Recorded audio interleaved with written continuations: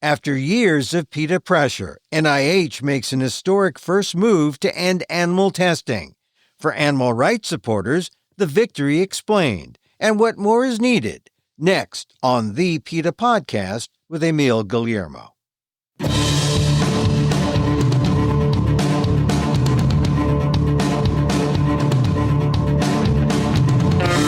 Welcome to the PETA Podcast. I'm Emil Guillermo, your host for this inside look at animal rights. Brought to you by PETA, the largest animal rights organization in the world. On this episode, after years of protests from animal rights advocates like PETA, NIH made a subtle announcement this week. Subtle, but still a victory for the animals. NIH has changed the language in its calls for research that plainly communicates to researchers animals used in models and tests will not be funded. PETA's Dr. Emily Trunnell knows how big a deal this is for the major funding source for science in the U.S. to include that in their funding guidelines, and how it should right away begin to save animals' lives. Here's my conversation with PETA's Dr. Emily Trunnell explaining it all on the PETA Podcast with Emil Guillermo. This is just a huge announcement, and if you've been fighting for as long as we have to end animal experiments, you know how huge this is. So in a webinar, NIH Representative Nicole Kleinstruer announced that the agency would no longer solicit or release funding calls for projects that only use animals. So this is something that they've done in the past. You know, they'll put out a notice that says, apply to this grant for animal models of Alzheimer's disease, which we know time and time again haven't worked. And so people will apply to that grant and get funded to do these animal models. Now, these types of funding calls will not exist. There will always be an opportunity to develop models based on human biology using non-animal methods. All right, so it's a little more complicated because it doesn't say we're not going to test on animals. It's not really as direct as saying no more animal tests, but it's complicated because it's not soliciting any kind of test or any kind of research that includes animals in there as a model. Right. And it's complicated because, you know, federal bureaucracy and these agencies are complex systems. Of course, you know, we continue to push for NIH to not fund any experiments on animals. That is the ultimate goal. But this is one step in that direction. This says we will not do what we've done before. We won't say you have to use animals for this research project. It spares so many animals because not only are these, you know, experimenters, they see the grant application or these experimenters see the funding call and they say, oh, I want that grant money. I'm going to develop this new animal model. And you know, in doing that and preparing their grant application, they're going to do pilot studies. They're already going to start using animals to put data in their grant application because that's what the NIH had been asking for. Now there's an opportunity, and with everything else that NIH is doing, there's really this push toward you don't need to use animal models. We want you to be exploring these human relevant methods. We know that these are the future.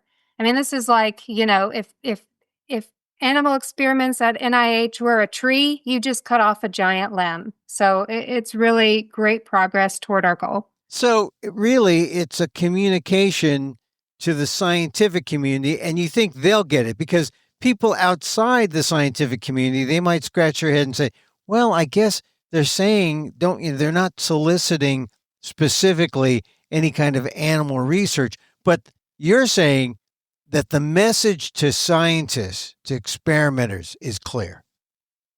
It is clear. Anybody who has applied for NIH funding knows what this thing called a NOFO is.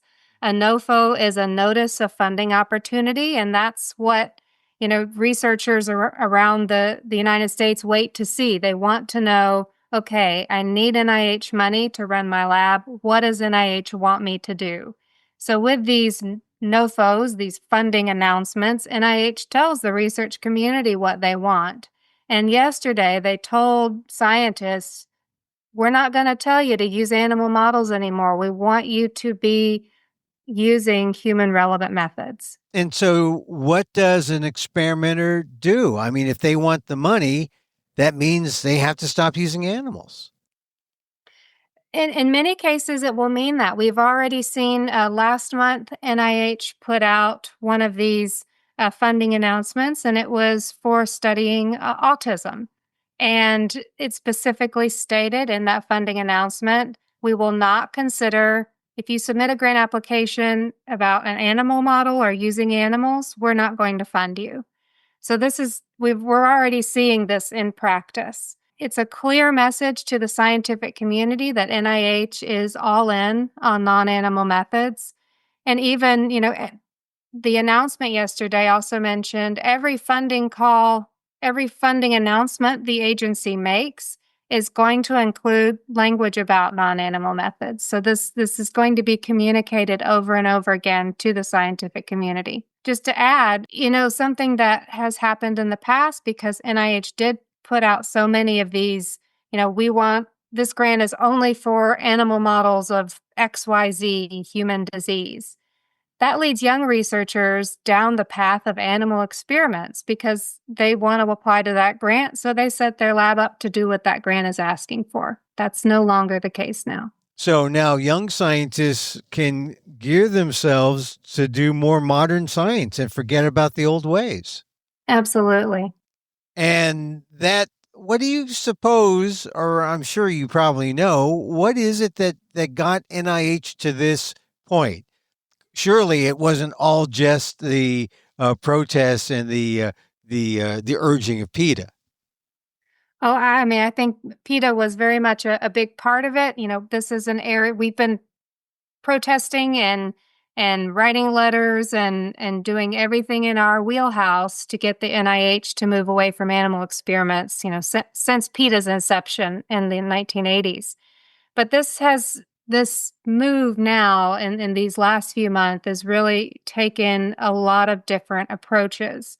So you have activists and advocates and even scientists at PETA who have been working in the ways that we can to make this change. You have people outside of PETA working in the NIH to really put these programs in place. And I think that's really a key point, that we would love to see all animal experiments defunded and ended overnight. But the next administration could come along and just open those labs right back up. We have to put programs in place to move the science towards these non-animal methods and to make sure these labs don't just open back up tomorrow. What was it just within the last year? Was it the need to try to make things more efficient fiscally? Was it the need? Did that open people's eyes to say, yeah, it's not fiscally irresponsible to use animals? What do you think it was that got NIH to this point? There were a lot of things that coalesced and really kind of peaked in this last year. One of the things is, we have an administration now that's focused on fiscal responsibility and reducing waste. And experiments on animals are a really obvious place to start. They're misleading. They waste taxpayer funds. They have not produced the cures and treatments that they were promised to do. So that's one part of it. There's also the fact that the public has been increasingly opposed to the use of animals in experiments. We've seen that a number of members of the American public opposed to that rise every year, and it's more than half. There's also, the people who are making these changes within the NIH are now in a position where they have a bit more power and are able to do what needs to be done.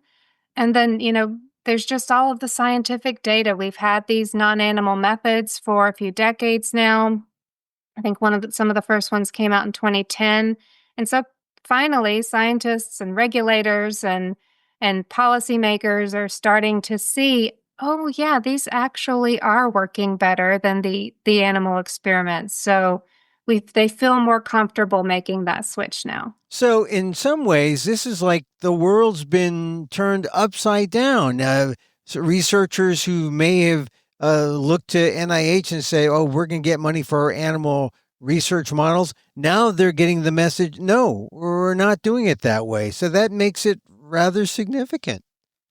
Exactly. NIH is the biggest funder of biomedical research in the world. They not only fund most of the research that happens in the US, but also some overseas, and agencies overseas take cues from NIH, and they're watching what's happening now too. So this has really it's the biggest thing that's happened to biomedical research and science policy in probably ever is happening Really? in these few months, and we're watching it in real time. And it's not overstating to say ever, because before they were using animals and it was in the protocols and it was in the funding notices, and now it's just the opposite. They're saying, no, you can't do it that way. We're not going to fund that. The past NIH directors, we've seen them say things publicly like, we still need to use animals. We're never going to stop using animals. Animals are so important in experimentation and research. And now you have the NIH administration saying something completely different and much more accurate, which is that this needs to be on its way out. The use of animals needs to be on its way out. We're going to usher in this innovation. We're going to finally provide the public with the discoveries that they've been waiting for. And there's no reason we can't start that process. So a definite sea change, but you will have some critics saying, oh, it's not enough. They need to ban this. They didn't say it's a ban. There's still going to be animal research going on, right? I mean, they may not be funding directly, but the old animal research they funded will be going on, and we'll still have cruelty. There will be critics who say that. There's still a lot of work to be done, for sure. And PETA is right there on the front lines of that. They have ended some things just flat out. For example, a couple months ago, we found this set of experiments that PETA has been, exposed at Harvard, where this person, Margaret Livingstone, was sewing baby monkeys' eyes shut and subjecting them to these like strobe light experiments. That just ended. That grant was canceled. We've seen other examples. NIH had its own laboratory where it was doing septic shock experiments on dogs. That's closed. And in part thanks to the work that we've been doing at PETA on sepsis research. But there's still a lot of work to be done, and that's why we continue to, meet with these individuals, members of the public, responding to our action alerts, doing demonstrations, doing everything that we can to stop as many experiments as possible. That's a big part of it. The other part is putting the systems in place to make sure that those experiments, those laboratories aren't going to reopen. Yeah, and I want to get more to that, and I also want to talk about the significance of the animals. Clearly, PETA has the ear of NIH, and NIH is listening for once. So many of these, the announcements by the agency and the words that they're using is the same language that we've been using in letters to NIH for many, many years. These recommendations, some of the recommendations for this new division, this new initiative that NIH is spearheading to move away from animal experiments. Two of the things they're doing, increasing funding and training in non-animal methods. That's directly from our research modernization deal. Making sure that people reviewing grants don't have a bias in favor of using animals. That's something that PETA exposed in a first of its kind study that is happening. We're really seeing our work come to fruition. Of course, this is only a start, and the pressure is still on to make even more changes. But this is really we see groundbreaking announcement, I feel like week after week in the last few months about how things are going in the right direction.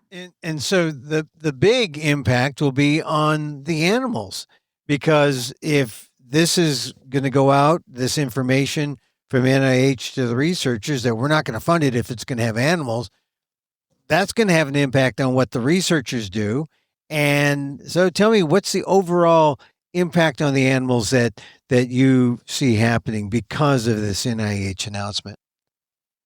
We will start seeing, fewer animals used in experiments, fewer animals subjected to, horrific conditions in laboratories, fewer animals even being bred into, these breeding facilities that supply animals for experimentation.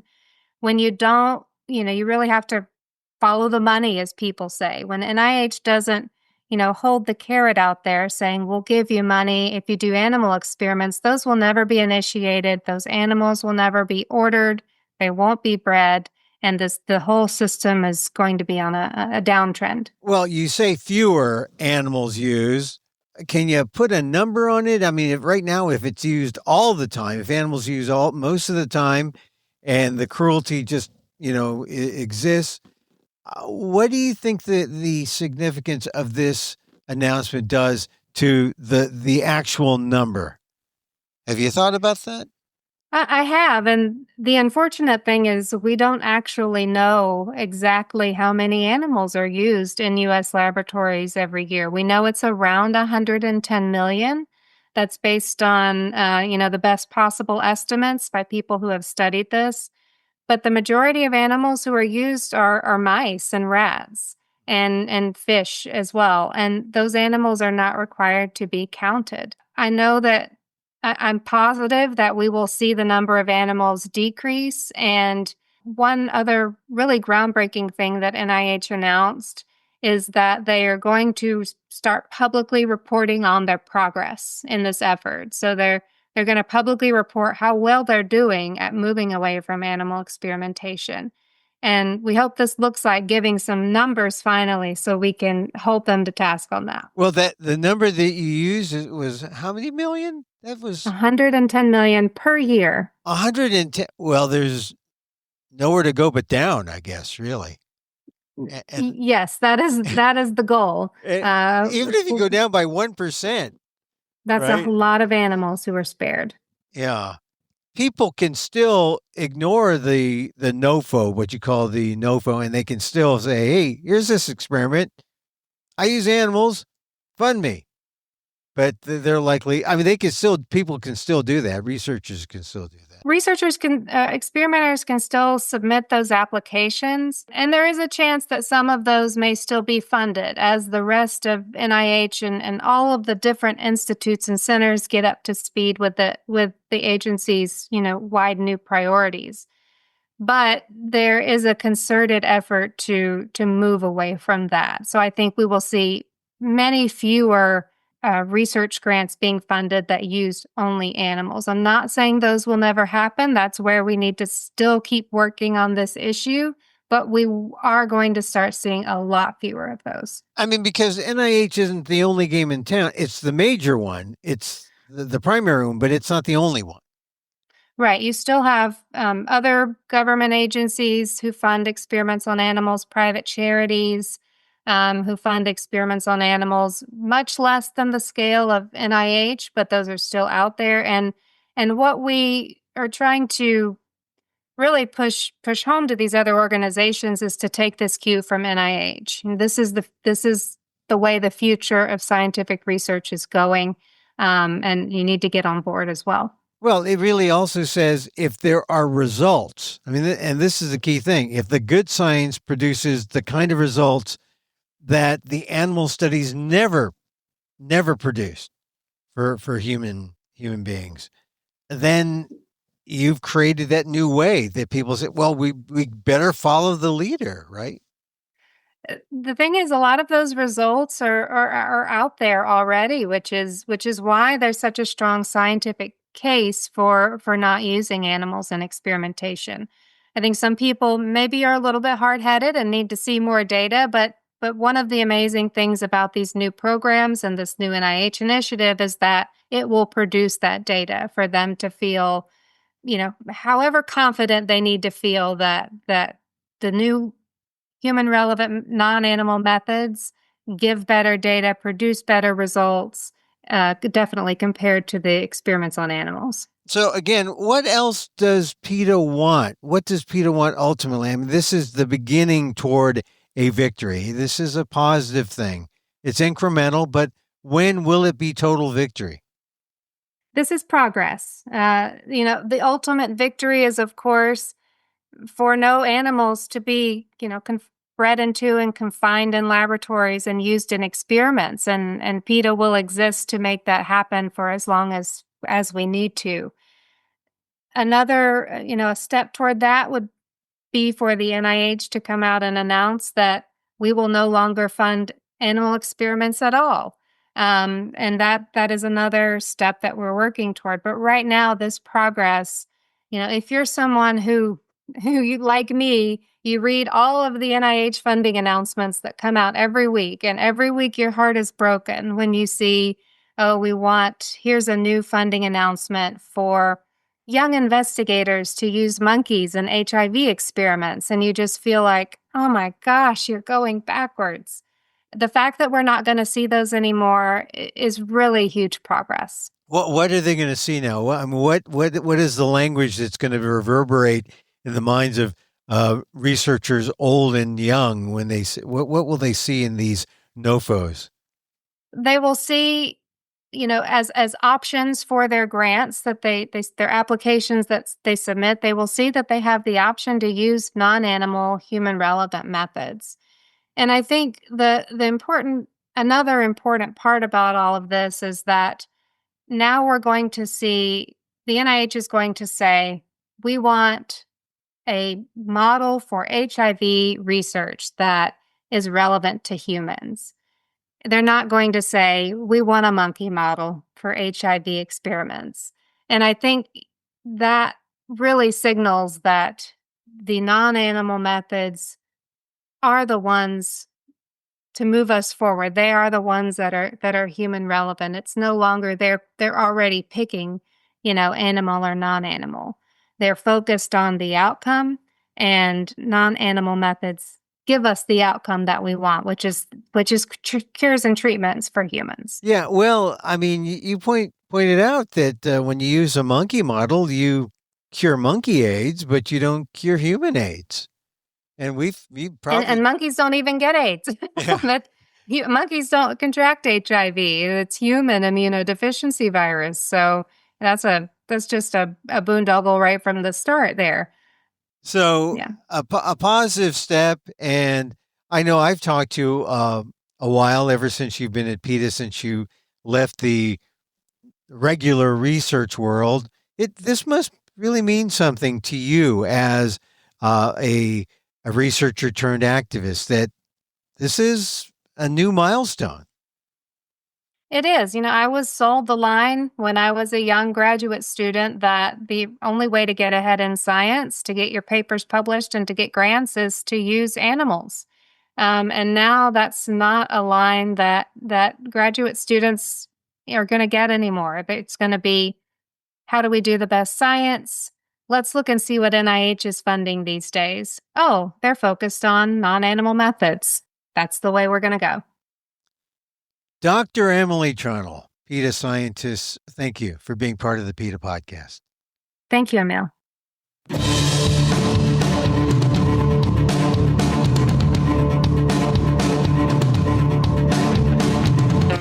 Dr. Emily Trunnell of PETA's Laboratory Investigations Department on the new language of the National Institutes of Health funding guidelines, indicating a huge step toward the elimination of the use of animals in research. It's a big deal. It may be subtle, too subtle for some, but it is definitely a move in the right direction. And if you use animals in models and you're looking for funding, it says right there, they're not funding it. NIH is not funding it. Check it out. Go to PETA.org for more. Once again, thank you for listening. Don't forget to send a link of this show to your friends. Tell them you like the PETA podcast. Contact us at PETA.org. You can find me on X, Twitter, at emilamok, that's EMILAMOK, or see me at amok.com, or find this podcast on YouTube at emilamok1.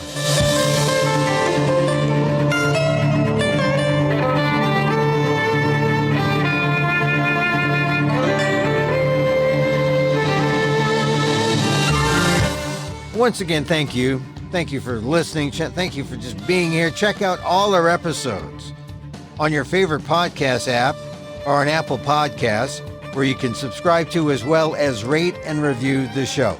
It helps get the word out about the issues you care about. Our music is provided by Carbonworks. Check them out on YouTube. And join us again next time for more insight into animal rights and the fight for a cruelty-free world on the PETA Podcast. I'm Emil Guillermo.